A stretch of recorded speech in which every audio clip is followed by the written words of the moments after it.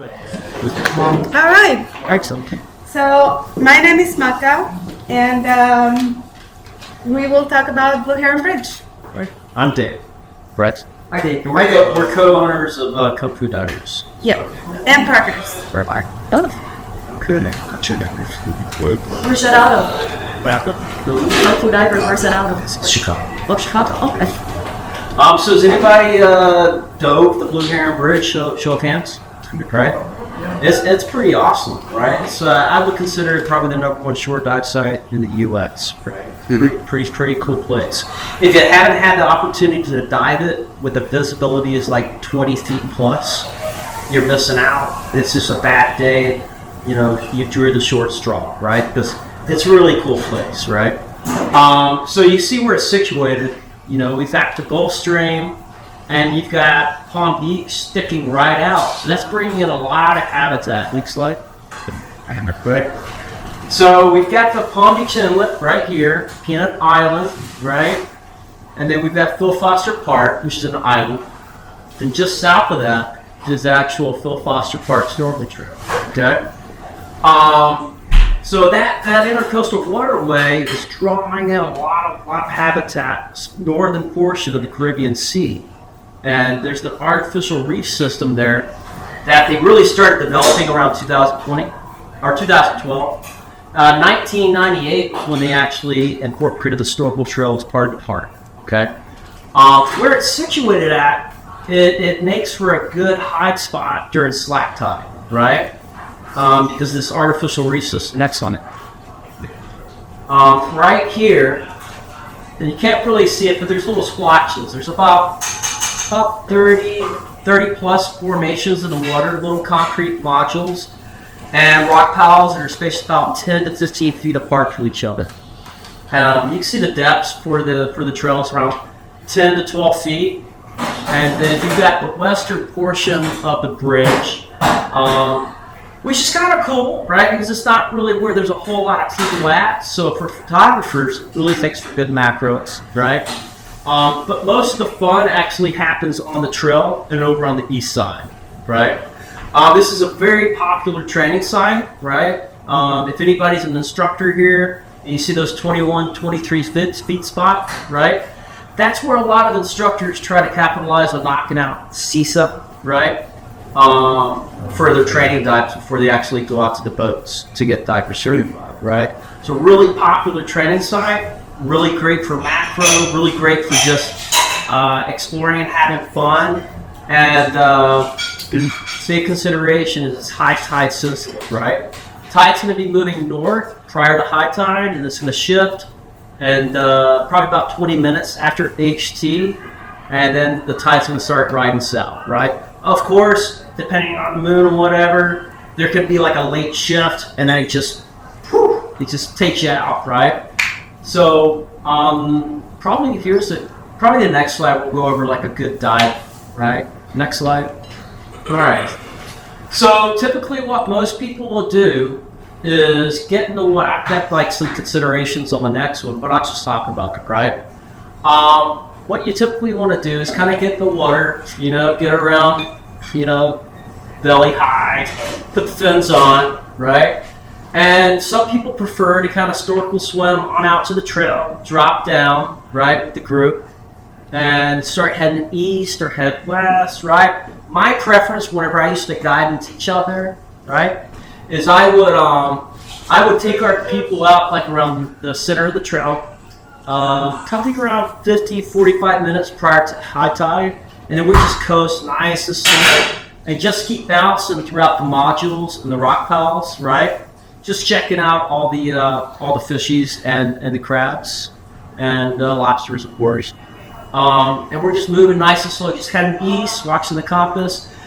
If visibility's, let's say, less than 10 feet, it does make it hard to really get a good idea of where you're going. But just staying on your compass. If you're kind of confused, keep heading east. And what's going to happen is, if the current's moving this way, right, you can see how you kind of get a little back pressure. So it doesn't make it that hard once you're around the center of the trail. But if you come out to the east side, it starts to pick up, right? So really, like around 30 minutes, maybe 20 minutes prior to high tide is when you want to make your way into the East Channel. Before that, it can be a little too fast, and the considerations would be like these exclusion zone markers. You want to kind of see how those are leaning prior to starting the dive, right? You can also, by the time you get out to the channels, right, the east side in particular, you could really feel that current start trying to pull you on underneath the East Bridge, right? But yeah, I mean, you can see some really cool spots right over here. And the current's pretty good. You know, you can head on over to Joey's little wreck, right? She's a girl that young lady now that used to work at PBD and Pure Vita Divers, and her dad actually literally wrecked this big boat right there, right? So that's actually a really popular spot for the dive, and it is kind of a little sketchy as far as this location because we got the boat channel. We should go back to the previous slide. That's Both? Yeah. Nah, we'll just go use it. So we'll use the one where we're at. Go back to these. Yeah. So the boat traffic, right, is predominantly going to be coming from like Lake Park up around the lake area, coming through here, and then it's going to be just south of these those marker buoys I was showing you, because it's got these boat guide markers. And then they're going to come way over here to these docks, right? And then they're going to come this way, right? You do have smaller boat traffic that's going to be coming underneath the bridge over here on this channel, but it doesn't really make for that big of a risk. You just got to be kind of cautious of it. Have a good dive plan. So yeah. But what I typically like to do is get people in the water, like I said, start out heading east, maybe make them, next slide, maybe make the way over to the scaffolding, right? Literally a pretty cool little scaffolding in about 14 feet of water. And you can sometimes see like maybe a nurse shark taking a nap, hiding in the current a little bit. You might see a little southern ray comes flying by, right? But really cool spots. And then what you do as the current starts to really slack down before it shifts, bounce around these pylons, right, on the docks. And you can come out here to the sand where there might be some batfish hanging around, right? Get under the bridge. Depending on time of day, you might want to be using the dive light when you're under the bridge. It does get dark there. There's two kind of good wrecks there. One towards the center, which is really good size. One flipped on its side, right? And I see some really cool things there. There's a family of Atlantic spadefish that literally lives there, right? That's always underneath the bridge. And then off to the east, there's a little smaller little fishing boat that's wrecked right there. And then Doug will talk about this for now, right? Next slide. should have. Okay, so now we're over here, East Bridge, right? We talked about, so there's a little wreck on the side right here, pretty good size. And then you've got a smaller boat right here. And you've got like your 21, 23 foot spot. Another one right here where people can be doing seesaw. As the tide starts to slack up, it's pretty okay to start heading north, right? Don't come too far, otherwise you're going to be dealing with the boat traffic that's going to be trying to park you and come in and out the boat ramp, right? But it's a cool little dive area. It's mostly sand, but there's some like wreckage that's kind of dropped in there. Where I put that little sailboat icon, there's actual sailboat wreckage right there. That's kind of cool to have that to the side, right? I think we might have a picture coming up soon. But yeah, mostly there's just scattered remnants of wreckage, the little sailboat. Nothing really out there. You don't want to come too far, right? Otherwise, you'd be dealing with all the residential boat traffic. And then once the tide shifts, that's a good time to kind of ride it out. Come back underneath the bridge, ride the current out, and then you'll just like come right through here. There's a little boat where if you start making that natural due west, you'll run right into it. I swear, like practically every time. You run right into this little boat. Cool spot. You'll see some cool habitat. And yeah, I mean, what's great about the bridge is you've got like everything from macros to just all types of Caribbean fish. crustaceans, weird little invertebrates, but tunicates, the sea cucumbers. It's really, really cool. Octopus, right? Lots of long arms. And then for instructors, you can always capitalize on the fact that you can knock out all your check dives here. And there is kind of a little allowance from agencies to do a little bleed over on confined work right over here if conditions are permitted, because you've got this dock area, and it's a good little high spot for the current to drop in and knock out like the last part of the confined work if it needs to, right? But really cool site. I mean, you can easily, just because of the depth, the most you can really get is about 20 feet. If you're just really conservative with your dive plans and the way you're working your fins and everything, you can be in for 2 hours, just having a good time, right? Visibility on average is 20 feet, right? So it's a really nice spot, right? Next slide. And so those are the usual suspects that you'll see. I don't really need to bring them out to you, but I mean, it's awesome, I've seen all these critters here, like even the Goliath grouper. Occasionally we'll have like a pretty large, maybe 4 or 5 footer, just randomly just get trapped up underneath the East Bridge and just hang out for a few days.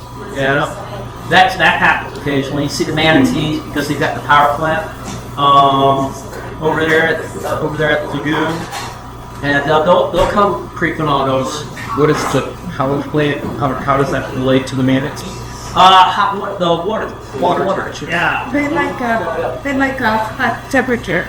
Yeah. Believe it or not, even though they are so there, Yeah. they like to hang out in the warmer. It's right next to the Riviera Beach Marina. You have a power plant right there. That's where there's a big white family of manatees right over there, super close, right next to the island. Next one. Yeah. And I have first considerations that I've had. Are they coming? Consideration. Oh, there we go. We'll come back to that one. But I want to flash through this real quick though. So if it's your first time going, or if you're going with someone who's kind of novice at it too, right? Support the pros that are there. Hire a guide if you can, especially if you're doing diving with. There are 2 lifeguards on duty with equipment from approximately 8:30 to 5:30. 2 loaded restrooms and 2 shower stations. Really, really crappy shower stations. They're always broke. It may be a dribble, but they're there with water. Picnic tables are very scarce. Nowhere to secure your vehicle keys. So many people are like, what do I do with my keys? So I have a plan on how to get a secure. Parking's free though. There's dive shops that are nearby. You've got like Pure Vita Divers, Onsinger right next to the island, and then you've got Force Speed. You got all these others. You've got people up around the Jupiter, like Scuba Works at Jupiter Dive Center. So yeah, there's tons of support to diving. So you've got like fill stations right here out the lot too. Parking's free. Can usually be difficult, especially on the weekend during the summer. Try to avoid parking in the virtual parking spaces, or you'll likely be fined. Singer Island is the overflow, right? If you try to park on mainland, you'll have to build the bridge like you parked over at Force E. You'll have to do a nice little hike down the bridge. Easiest parking is actually on Singer Island for overflow. So with that, just park in advance. It's going to be a little weekend through the holidays. Dive flags are required. You do have a few people that are like, nah, I'm not going to do it. Never seen anybody ticket. That's a requirement, right? Scuba is discouraged in the swimming area. Got these little round buoys, small little swimming area just south of the beach, right? It's really easy to make out. You don't want us really doing scuba there, but it's permitted. If we're just nice and just cool about it, try to find like the frogfish and the seahorses and the seagrass, right? And then we've got I talked about high tide, slack tide, 1 hour prior. Next slide. And then she talked about checking out with the exclusion zone markers. Tides moving north prior, talked about 20 minutes, right? So make sure that you're planning accordingly on that. Night tide is about every 2 weeks, right? Because the way it cycles through about 45 to 50 minutes, high tide is shifting every day. So you got 2 high tides, 2 low tides every single day, and with that rotation, and then it just comes back around. Depending on the time of the year, you're gonna have about 3 to 5 good nights of diving there, right? There's some permits and situations revolving around that, which I don't want to get into much detail on it because of the time constraints. But be aware of that. It's not like you can just typically go out there and just dive for breaks. There's some stuff you got to do. West side at night. West side's we'll talk about macro. East side. Oh, be aware of the fishing lines. The fishermen fishing is very active there, so just keep that in mind. Don't try to do it all in one day. It's actually a small area, but it's so much going on, it can make for a really long dive. So have a plan on what you want to do. If you want to do the west side, that's cool. Don't try to do the west and the east side. Stay north of the exclusion zone markers on the trail. Don't go too far north and east, which talks about that 200-foot cutoff because of the boat traffic for the ramp. Jellyfish season, really big deal. Lots of moonies. They're going to eat you up July through September. Boat traffic makes it even worse because you can't see them, but you're getting stung. So be careful with that. Beach cleanup, monthly, sponsored by Flannel Armada. Next slide. And that's all you bet. Did you go back to the previous one? I will skip it. It's very quick. There's Blue Heron Bridge is a very special place to me. I've been there about 30 times, and this is where I really started to get involved into learning more about fish and observing fish. They have their own system of perceiving the world. That's what called the Umwelt. It's a German word, and it is how they fish and other animals experience the world. It's very hard for us humans to understand many times how they do this because we're limited to our own senses. But there's something that's for sure is that fish are intelligent. There's a lot of ways that they show us their intelligence. Think about yourself or your friends or your family. Some of them are good at math, but really bad artists, or good at playing an instrument, bad at logic. Same with fish. They are very good at certain things, bad at others. And their brain size, their body size is really not a determinant into how smart they are or not. They all have their own abilities. They are social animals. You hardly ever will see a fish alone. What I do like a lot is when I go diving, is to observe them. They are sentient, so to me it's worth contemplating.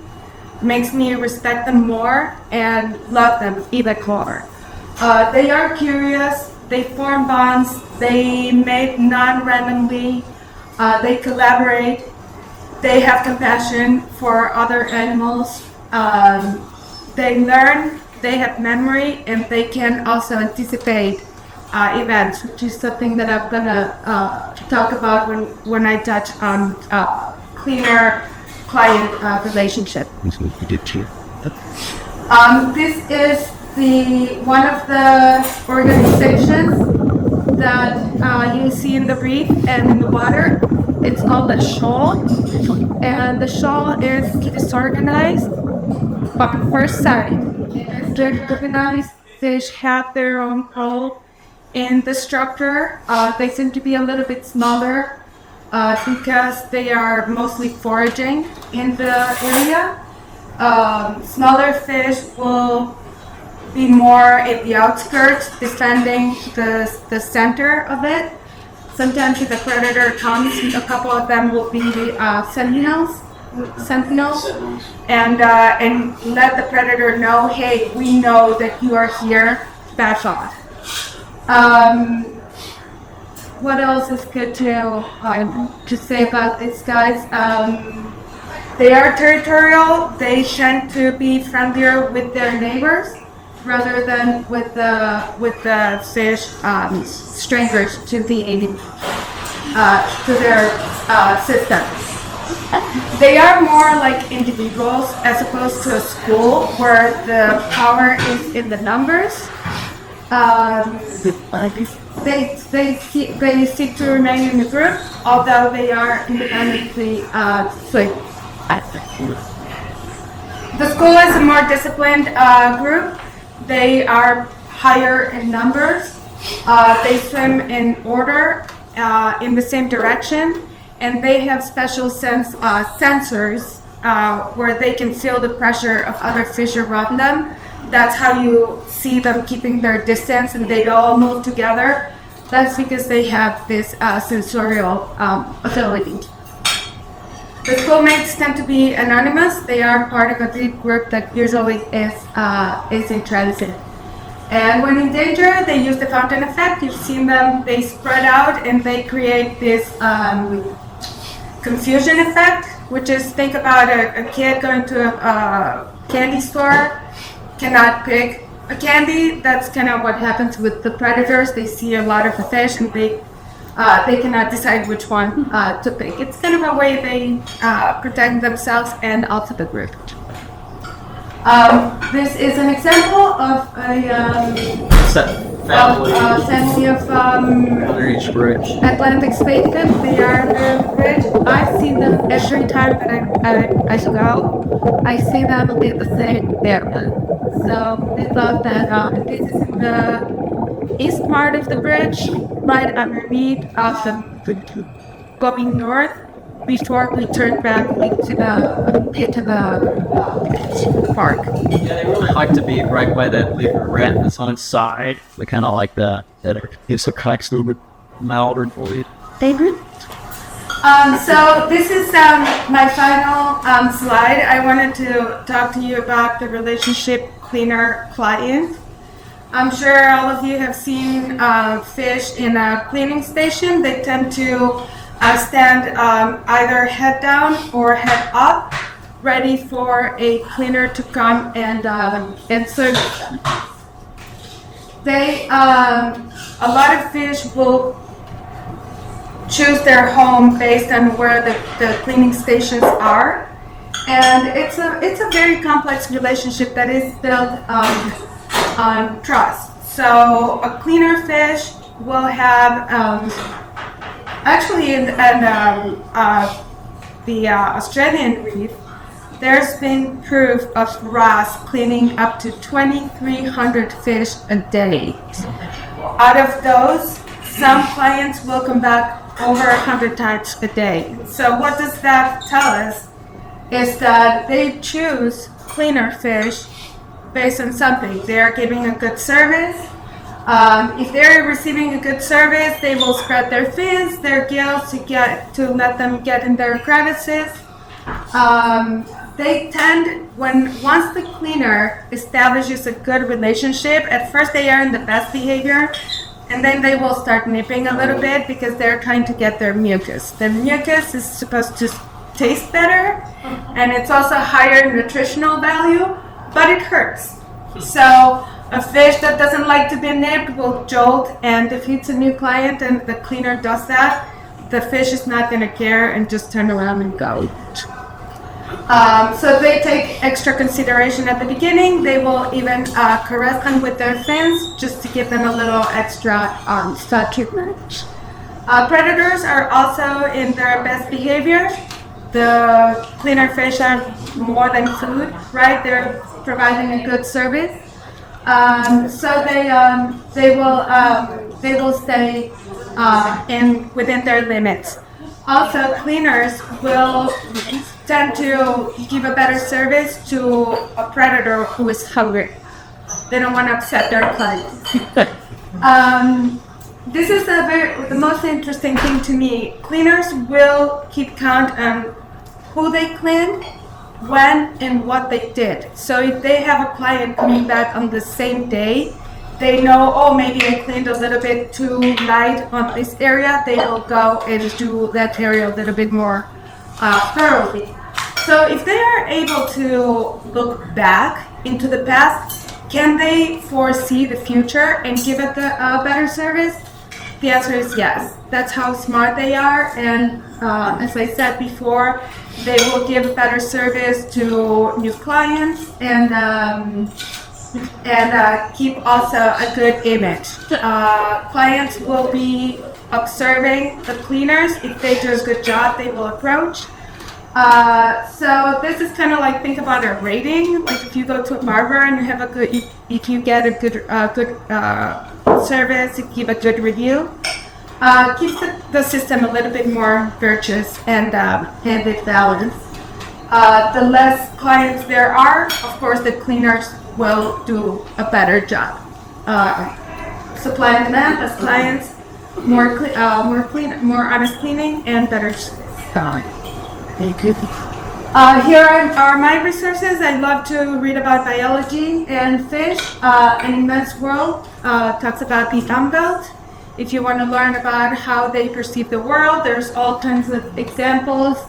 The scallop has about 100 eyes. They all work independent, kind of like a guard that has different monitors. They are all independent, looking different. So the scallop will pay attention to one, avoid all the others. So it's kind of strange to think, how can you do it when you have 100 eyes, right? That's one example. There's tons of different examples of animals and how they perceive the world. What a Fish Knows is also an excellent book that talks about not just their senses, but their way of socializing, how fish mate, how they defend themselves, create bonds. That's all we got. Any questions, comments, or concerns? Thank you.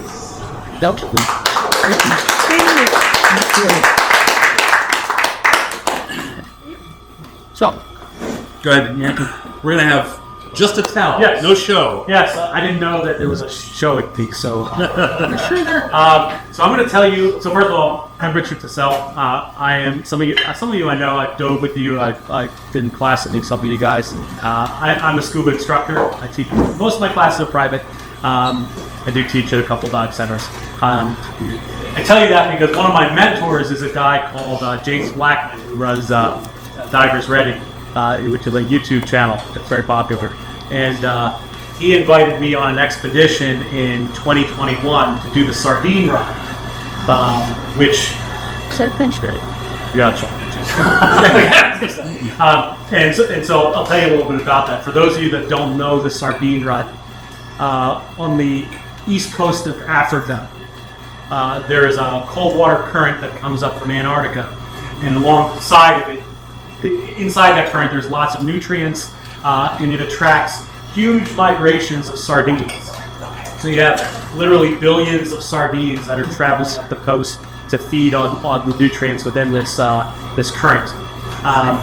You can imagine that alongside those sardines come lots of predators. So what you get is super pods of dolphins, and when I say super pods, I mean 2,000 to 3,000 dolphins.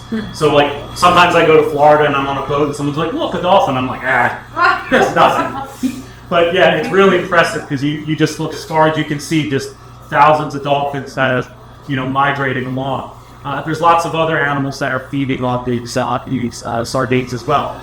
You have humpback whales, you have Rhine's whales. You have lots of, there'll be tuna, there'll be all sorts of other fish that feast upon the smaller fish. Lots of sharks as well.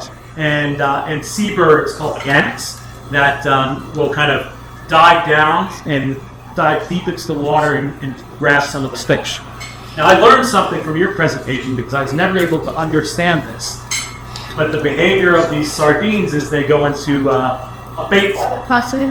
Yeah, and I never understood why they do this because it felt like it was more of a risk for them to get eat. But and they do in fact get eaten. But I guess the bigger scheme of things, they survive. So what these predators will do is they will kind of steer all these fish into these bait balls, and then they'll kind of dive through the balls, eating the fish as they go. So how the expedition works is you wake up early in the morning, you get on these high-speed ribs, if you remember ribs, rigid inflatable boats, big engines, they're very fast, very light craft, and you kind of race down this river from the place that you stay, and then you sort of are kind of navigating this really rough water that's in a place called the Wild Coast in South Africa. And if you remember the Princess Bride, with that comes that big cliff wall, that's what the entire coast looks like. So this massive cliff wall, really rough seas. Wait, where exactly is this? I'm looking at a map. So like, So you said east. Port St. John is kind of where you leave out of. So you fly to Johannesburg or Cape Got it. Town, and then you go to Durban or some other one, Port St. John. So anyway, you have this dramatic cliff wall, really kind of rough water. You're racing down this river into the surf, and then you sort of are like going over all that surf until you get out, and finally you reach a more placid area within the ocean, and then you spend the next 8 hours looking for these spadeballs and all the action. Okay. And usually how you tell the action is there is you see dolphins jumping up and going around in a circle trying to get these spadeballs in one spot, and you see these birds diving down and then when we see that, you kind of go as fast as you can for the chance that you jump into the water with all the predators and watch them feasting. And it's amazing because you drop down and you'll be looking around and you'll see like a shark swim by you. The first time I dropped down, there's probably 60 dolphins just swimming around me, like looking at me. And how deep are you? Not deep. You maybe go down about 15, 20 feet. And then you'll look down and a whale will come like right under you and like eat a whole bunch of. So it's high octane. It's like really adrenaline orientated, and it's exhausting because you do this all day long for a week, and you're 8 hours a day on this boat doing this, and so. But you're in scuba gear. Well, so Sure.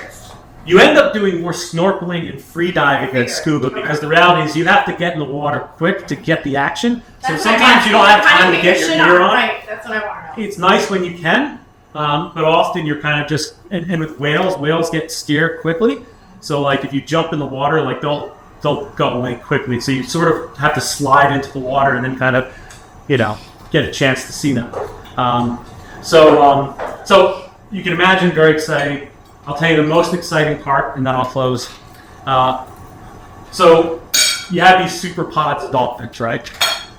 So we're kind of hanging around, and there's lulls in the action, right? You may spend 2 hours just kind of sitting on the boat, wondering what's going to happen next. And so all of a sudden we notice a stir with this giant population of dolphins, and they start freaking out and all running away. And all of a sudden I look over, and a big orca comes up, grabs a dolphin in the air, shakes it, and throws it. And I look out the stern of the boat, and I see 3 more orcas kind of coming up on our boat behind us. But if you. Yeah. Well, that's where the story goes next. So everyone's like, "Yes, let's get in the water." and I was like, "I'm not sure." So, I looked out the side of the boat, on the starboard side, and looked out, and there was this giant dorsal fin of a orca like that, and I just was like, should I go? Should I? And I was like, fuck it. And I got in the water next to it as it was eating dolphins. Yeah. So it's So the sad thing in all this is my GoPro died on the very first time. But there is a film that was made about this. It's on the Divers Ready channel. It's called Run Sardine Run. You'll see me in action. Still? Yeah, you'll have to look at it. But it was a phenomenal experience. So I highly recommend this to anybody. There is a trip that he's scheduling for this coming year in July. That's usually when you go, July, because that's winter in South Africa. What do you need to do in order to? So, of course, we open water certified, advanced open water, and it's also required. I think it's very useful to have good snorkeling and/or free diving experience because you do a lot of that. And you have to have good experience on boats because you're spending all day, every day on these boats, and it's not for the faint of heart. It's definitely an exhausting trip, but definitely the most adrenaline fueled, most exciting, most biggest safari you could possibly see for our entire. How big are these boats? I'm trying to visualize it here with the road. Probably from where I'm standing to slightly past the end of the table. They're not that big. Yeah. How's the seasickness on them? So one moment, I don't remember this happening, but James tells me he was climbing onto the boat and I vomited on his head.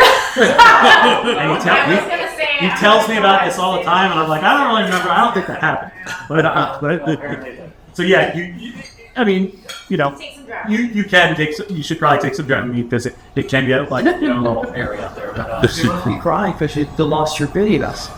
well, What did it happen? the files got corrupted. I don't know how, but like I said, there's video that other people got. So that's What is it called again? Tell us again. the Sardine Run. The Sargon. Yeah, Sardine. So, but yeah, very cool experience. Would totally do it again. I think the group that did it the week after us, like, found a whale that was like wrapped in ghost net. And they were all like physicians, so they were like, "We're gonna save it!" And they jumped in. They like cut all their nets off them. I mean, the adventures that we had on this trip were just absolutely spectacular. You know, like yeah, do it. It's not that expensive either. I'd say, like, you know, for what you get in that trip, maybe $3,000, which I don't think is bad at all. So so great. So Cool. Thank you. In there. All right. I'm going to play a short video. So my only dive trip this year was a week in the Cayman Islands. So I have a 3 or 4 minute thing from there. And then after me, we'll do Claudia. what's that? Good.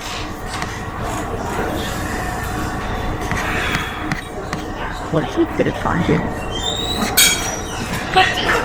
I'm confused.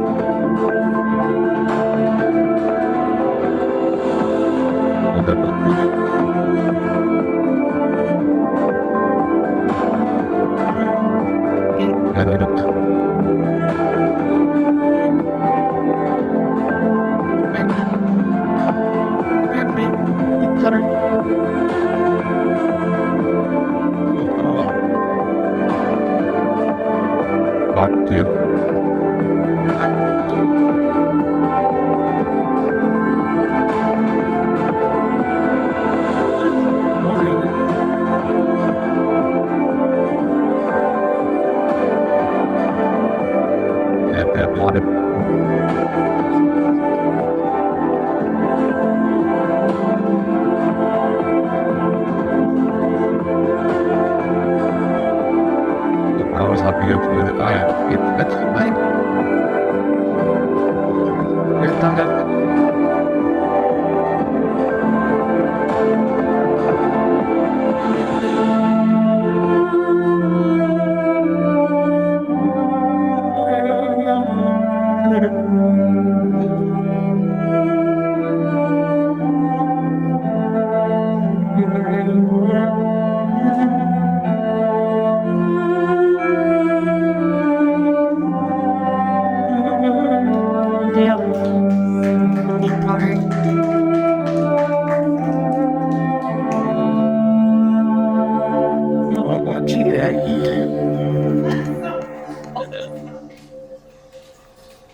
Oops. But that's a. All right, Claudia. All right. Where's? Go. Give me. Here's a little remote delete. Oh, okay. Let me get the. What do I do? You can click there or there, but let me get the slideshow Sure. going first. Sure. I have no. There we go. Did I start with? That's not my start video. That's like.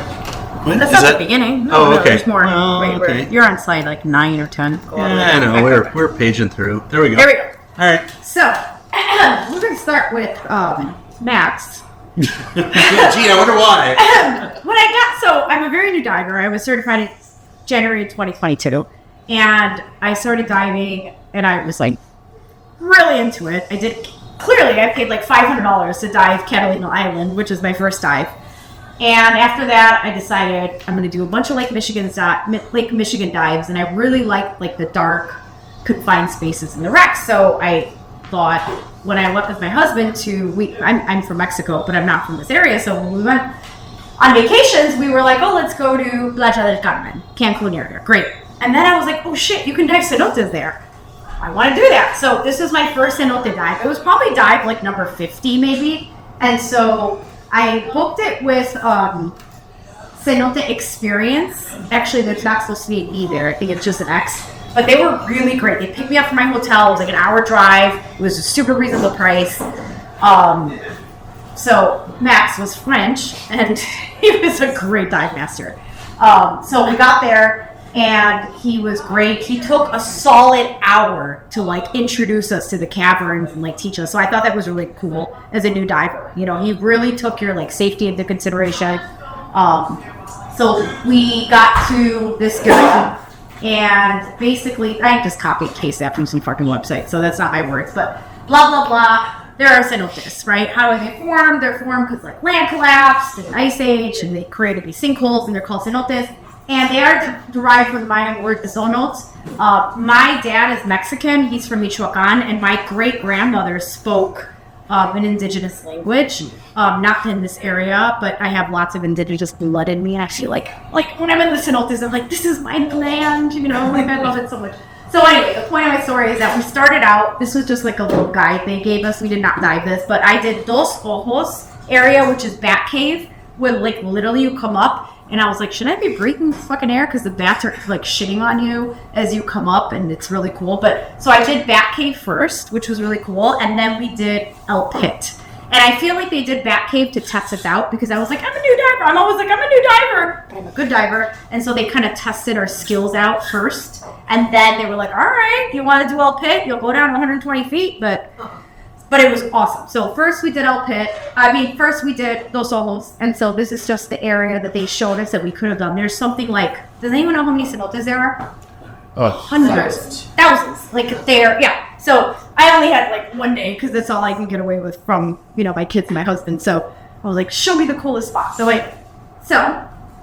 we got to, so these are not my pictures because I'm a new diver. I don't take cameras on my trips, except recently I started taking a GoPro because I finally feel confident enough to like take a GoPro and not fuck up my skills and die. But in the cenotes, I was like, I am not taking anything with me. I just want to focus on my dive. So these are not my pictures, but this is what I saw. So as soon as I got in the cenotes, I was like, oh, this is the coolest thing I've ever done. Like, I just want to live in a cave. First we did Dos Ojos / Bat Cave. Obviously Dos Ojos means 2 eyes, so it's like you come up in these 2 areas and you're like following your dive master, right? He's on doubles in case something happens and you're following him, and you have lots of lights. It gets really dark, but because it's a cavern, it's safe because you're never in an enclosed cave area. There's always a light at the end of the tunnel, I feel like. But for me as a new diver, it felt like a cave. Like to me, I was like, I'm in a cave. This is the coolest thing ever. There is no overhead space above you, which is kind of like, for me, I'm like, am I really in open water? Because I can't ascend anywhere, but you can see light. So I don't care. I felt super safe because I'm a risk taker, so this was awesome to me. But the point of my story is like, this is what you descend into. It's the coolest experience. If you, who has dived Cenotes? Oh my god! You guys have to dive Cenotes. It is the coolest thing in the whole world. Alright, so for me personally, I'm very social. I really like meeting new people. So, you know, they kind of pair you with whoever. So this dude over there was like an ex-Marine. He was like the coolest guy ever. And his wife dove, but she could not dive the second dive because she got really sick, like stomach-wise. She was throwing up. So she did back cave. She did not do El Pit with us. And this is Max. He is French. He is super hot. And he was a super awesome dive master. So I personally love, you know, meeting new people, and they pick you up from the hotel, and it was like it was like $200. I was like, I'm $200. They're gonna pick me up from a hotel, drive me an hour, feed me sandwiches, and I get to dive, and I'm renting the tanks from them. That's a steal. I did bring my own gear, so I will say I brought my wetsuit and I brought my gear. So that was really helpful. So like, bring your own gear. Okay, so. Finally, we got to the El Pit. El Pit was amazing. It's super deep. You do have to have your advanced, which, whatever, most people do. I didn't think it was difficult in any way. They just go deep, and you can't panic. You gotta be a good diver, blah, blah, blah, which I'm all of that, but I was all about it. We were on nitrox, I think 30%. I can't remember. Right now, I have it noted somewhere, but it was just... Guys, you don't understand. It was the coolest experience ever. I got to 121 feet, which is my deepest dive, and my dive watch started beeping at me because I was approaching my, decompression limits or whatever on nitrox, but, you know, I took it like a foot deeper, and then I just ascended like 5 feet, and I was fine, but it was super cool. This is just like a picture that you get of El Pit. So you descend over here in the main entrance, and then when you get to here, you get that like Grim Reaper, like, don't enter. And I was telling my dive instructor, I was like, let's go inside. And he's like, no inside. I'm the kind of person that when I got into the caves, I was like, or the caverns, I immediately want to learn more. And I wanted to go into all the confined spaces, which, as I was talking to Richard, leads me to believe I might like cave diving. So we'll get to that in the future. But this is just the coolest experience. You know, you get down to about here. There's a halocline, which is like that cool fuzzy, fog thing, which is super cool. I don't think this video is going to play. I didn't take videos because I was focusing on staying alive, not dying. But if the video played, you could see what was happening. I just don't think it's going to play, but no big deal. Oh, there it is. Okay, so I got to 121 feet. We got 30% nitrox. This was my deepest dive. I felt great. I didn't have any issues. I thought it was awesome. This was only dive 47 for me. So they were really like kind of skeptical of my abilities when I did back cave. But I was like, no, I'm a good diver. I can do this. And I had a blast. So I highly recommend that you do send out this because they're so cool. You feel like, you know what it feels like You feel like you're in outer space. You feel like you're in space. Just completely like in this crazy area. So I thought it was really cool. Again, same thing. These are the pictures that you see. This is in Gainesville, Florida. It's the same type of thing. You kind of like peek in a hole. And for me, most people would be like, oh shit, I'm not going in that hole. For me, I peeked in. I was like, oh my God, I want to go in the hole so bad. But you're not allowed to. So of course I didn't because I wanted this. But this was just such a cool dive. Really quickly, I happened to before. So when we went on vacation with my husband, he doesn't dive, he doesn't swim, nothing. It was just me and him away from the kids. So we're like, oh, we'll have this travel vacation. And I booked this to dive. But then I realized my husband booked a hotel that happens to have a dive shop in the hotel. So the first day that we were there, I told them, oh my God, I'm going in the cenotes next, 3 days, but can I do a dive with you? And they were like, sure. Tomorrow morning at 7 a.m., we're going to visit the Dama Viña wreck. Has anyone done this before? No, it's not in Cozumel, it's just Playa del Carmen. And of course, the first thing was like, I'm always like, I'm a new diver. And they're like, no, this is kind of a deep dive. It's about 90 feet. There's a lot of currents. When was your last dive? I was like, oh, about 3 weeks ago in Lake Michigan in a dry suit in 40-degree weather with visibility of 4 feet. They're like, come on in. You'll be fine here. So that's kind of cool when you guys dive in Lake Michigan because it gives you a lot of credibility as a diver that you're a good diver, you can navigate, you're not shitty. You know what I mean? Like, you can do this. So we got to this shipwreck, and this was the dive master explaining to us. Awesome shipwreck. It was wrecked on purpose. It's a shrimping boat or something. And it was about 90 feet, 21 to 30 meters depth. And supposedly there were strong currents. And here's my thing. I have no experience with currents. None. Because there's pretty much none in Lake Michigan when I dive, at least. I didn't think it was that bad. And the crazy thing is that there were only currents on one side of the boat. And then on the other side, it was fine. It was like the weirdest thing. But I did not think it was bad. At one point, I had to like grab the boat for 1 second to like get my bearings. But it was totally feasible. Not a big deal. They really hyped it up. Like, oh my God, this is such a hard dive. There's so many currents. And I got underwater to 90 feet. I was like, this is fine. So it really helps if you dive wrecks in Lake Michigan with no visibility because you're like, oh, this, I can see like 100 feet. Like, what's the problem? So anyway, this was super cool. The video won't play, of course, but that's what you would have seen if you were down there. And that's the cool people on the boat. Lots of European divers. And of course I got a tattoo when I'm down there because, like, they're so cheap. So I got another tattoo when I was down there. Although I don't like her head because they girls, there's no head. It's like, I paid some dude like $200, half drunk, and I was like, hey, I like scuba diving. Here are my pictures. And that's what I got. So I'm going to clean up a little bit. But, that's my experience, and it was great. And then I drank a lot, and I had a lot of fun. So,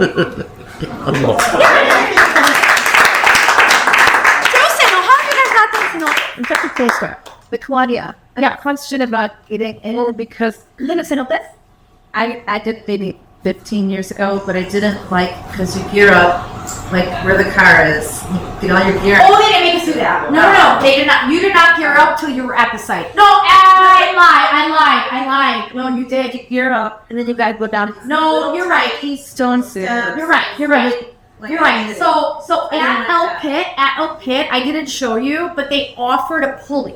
Oh, okay. So if you had, I don't know, 20 pesos or 40 pesos, you have to be geared up without tanks, and they'll take your tanks down for like $2. It's common to hire Sherpas. Yeah. For like $2, they lower them down. I happen to do the walk because I was like, I can do this, but yeah, you can lower them down.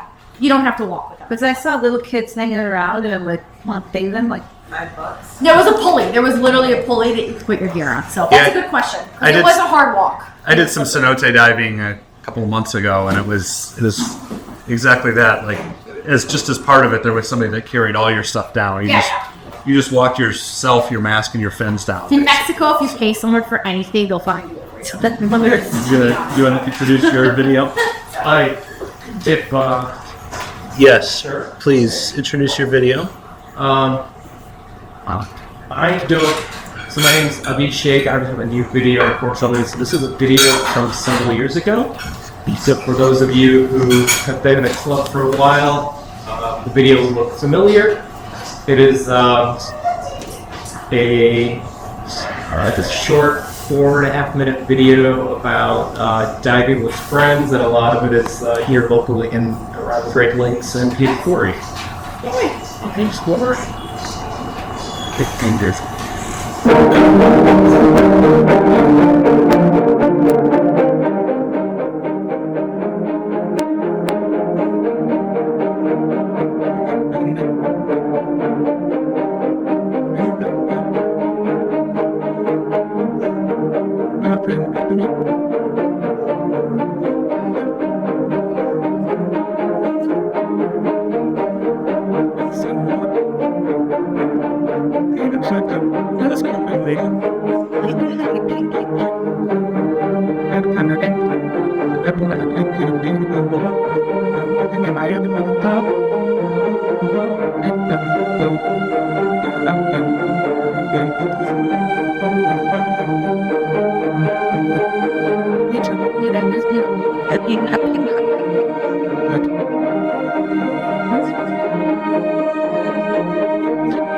Good.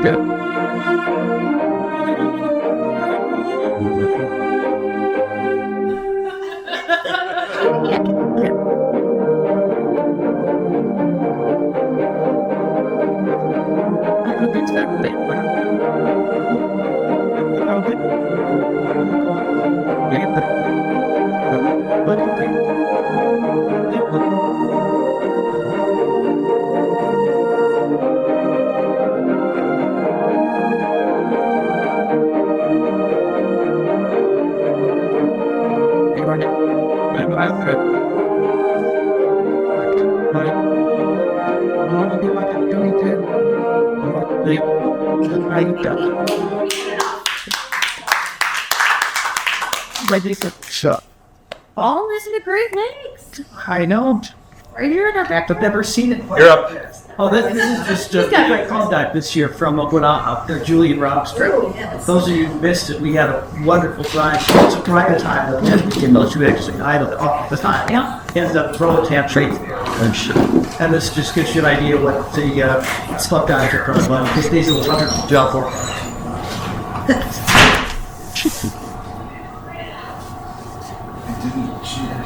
Is it playing? Or I stuck it back there. I don't know. I think I stuck it back there. Just... Yeah, I'm not Steve.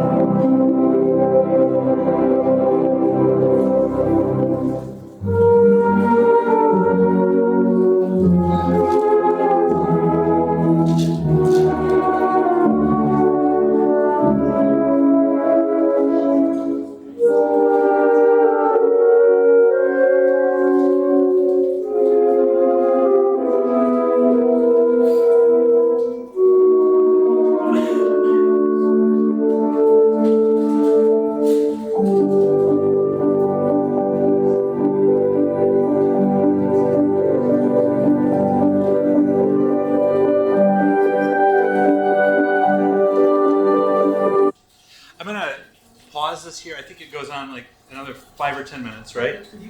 No, I'll restart it, but I wanted to make sure that we get a chance to thank all of our presenters, and if anybody does need to take off or settle up their check, they're welcome to. So thank you to everybody that made this a good night.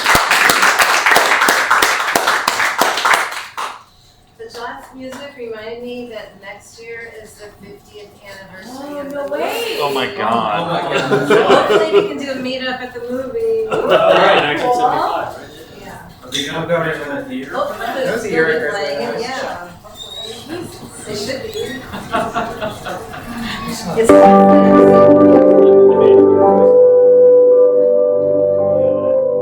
sure it'll be in the theaters. We should find a way to do a meetup earlier.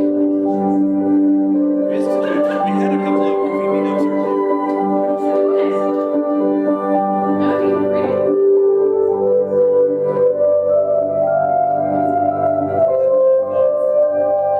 I think Marty organized. Remember that?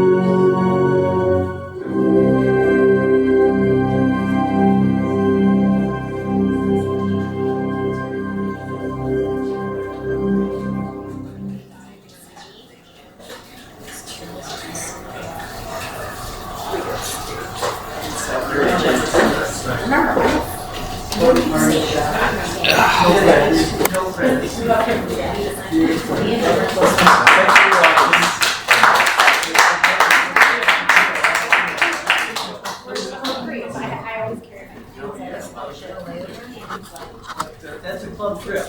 And sorry, Benny.